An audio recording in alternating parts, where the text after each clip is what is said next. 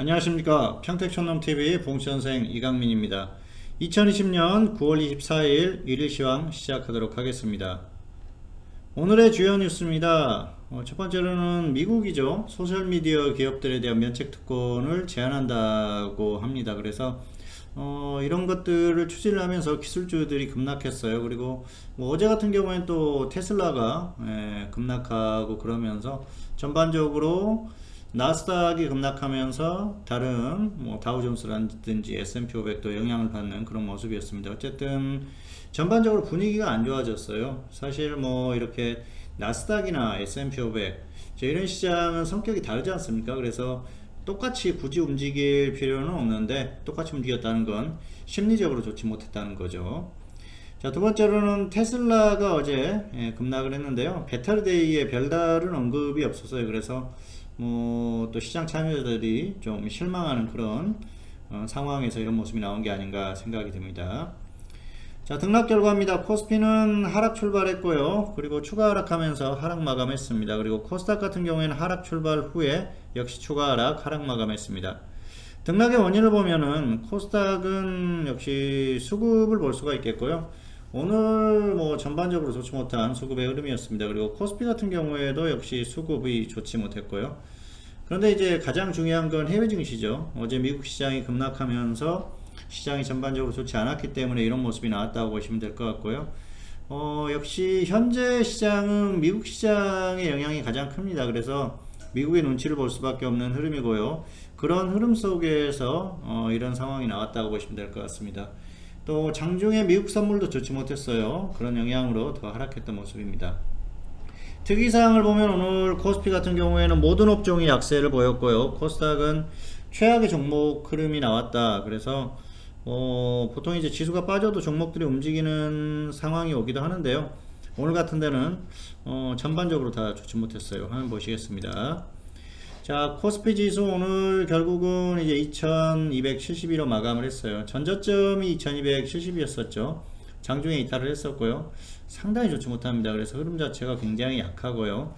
코스닥도 마찬가지죠. 코스닥도 좋지 못한 흐름이 나오고 있는데요.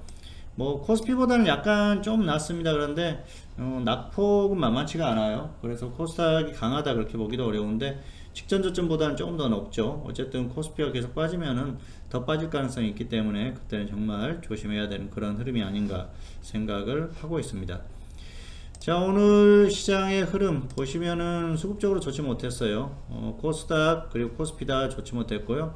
그리고 또 선물 쪽에서 외국인들이 장중에 계속 매도를 하면서 수급적으로 뭐 선물이나 이쪽 파생 쪽에서도 좋지 못한 흐름이 나왔었기 때문에 특별히 좋을 수 없는 그런 흐름이었었고요. 그리고 역시 미국 시장이죠.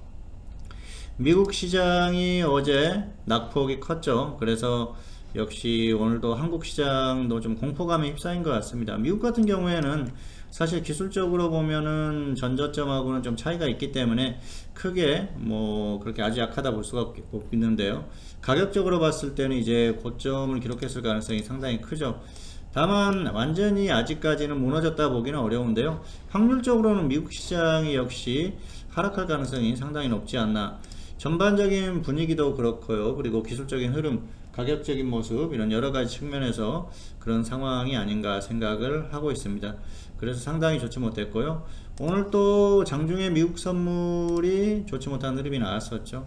역시 이런 것들이 겹치면서 한국 시장이 같이 하락했었던 그런 원인이라고 보시면 될 것 같습니다.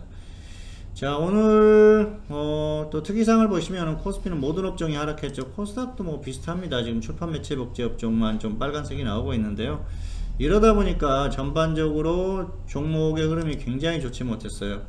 자, 한번 등락 흐름을 한번 보실까요? 그러면은 역시 뭐 코스피도 좋지 못했고요. 코스닥도 상당히 좋지 못했습니다. 그래서 굉장히 약했었던 오늘 시장의 흐름이다 그렇게 보시면 될 것 같습니다. 그래서 오늘은 뭐 너무나도 약했던 그런 시장의 흐름이 아닌가 그렇게 생각이 들고요. 역시 이런 모습이 이어지면은 사실 매매하기가 좀 힘드니까 역시 좀 조심할 필요가 있다. 2300을 이탈하면 조심하자고 말씀드렸지 않습니까? 역시 좀 이제는 관리를 하면서 대응을 하시는 게 좋을 것 같습니다. 자, 안내가 나가고 있습니다. 봉수선생 현물 채팅방송 1개월 33만원, 3개월 77만원 이렇게 운영을 하고 있으니까 참고하시면 좋을 것 같습니다.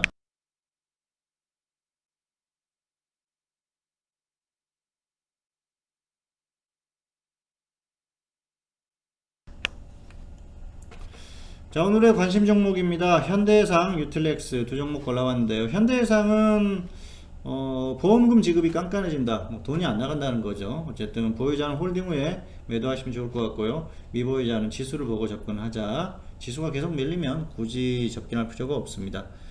유틸렉스는 보유자는 홀딩 후에 매도, 미보유자는 조정 시에 접근하시면 좋을 것 같습니다. 코로나 단백질 치료제 개발 완료를 했다. 뭐 그런 소식이 있었죠. 차트 보시겠습니다. 자, 현대해상 보시면은 최근에 이제 거의 횡보하다가 오늘 좀 반등이 나왔어요. 그래서 지수만 괜찮으면 조금 반등이 나올 수 있습니다. 가지고 계신 분들은 저점 이탈하면 손절하시고요. 그리고 상승하면은 좀 위에서 매도를 하자.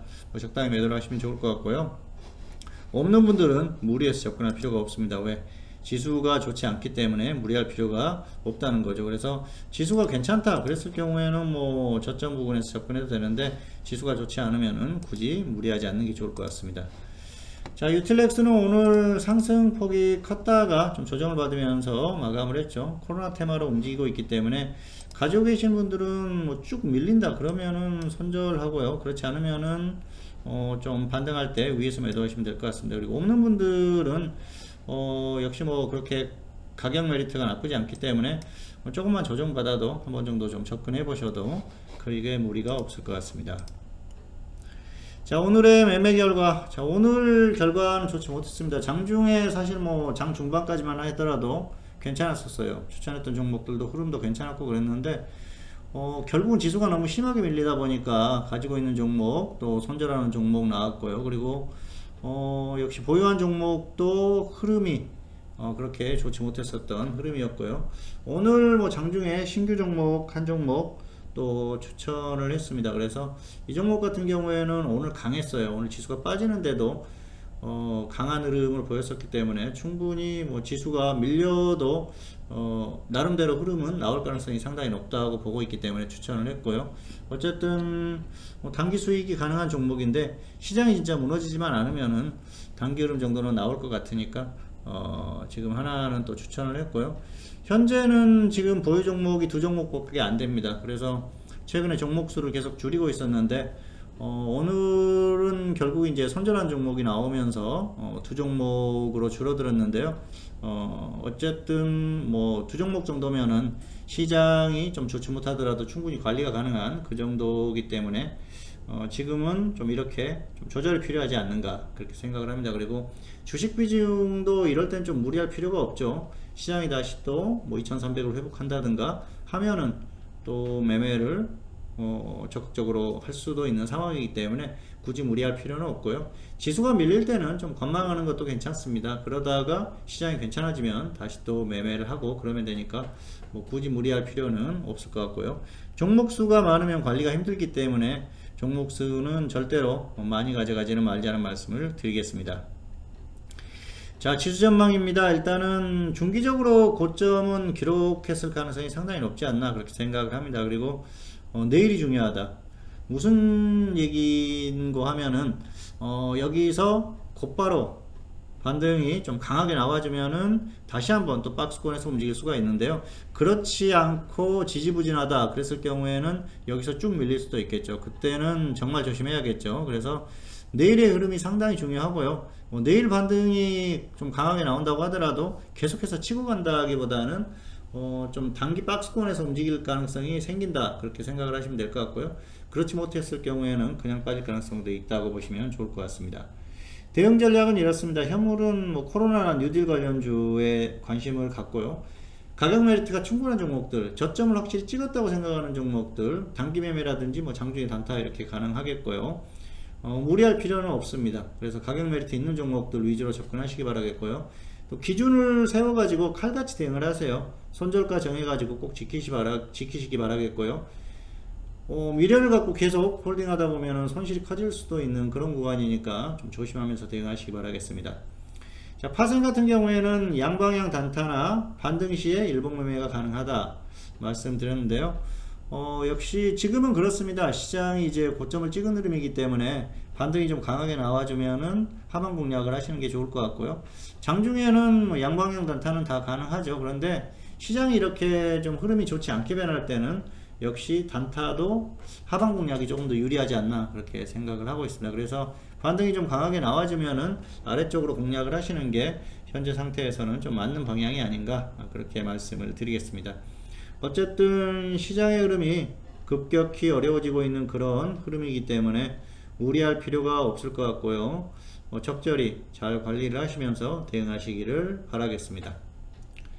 네, 평택촌놈TV는 유튜브에 다양한 동영상이 있습니다. 잘 활용하시기 바라겠고요. 2020년 9월 24일 일일시황 오늘은 여기서 마치도록 하겠고요. 저는 다음 시간에 다시 찾아뵙도록 하겠습니다. 감사합니다.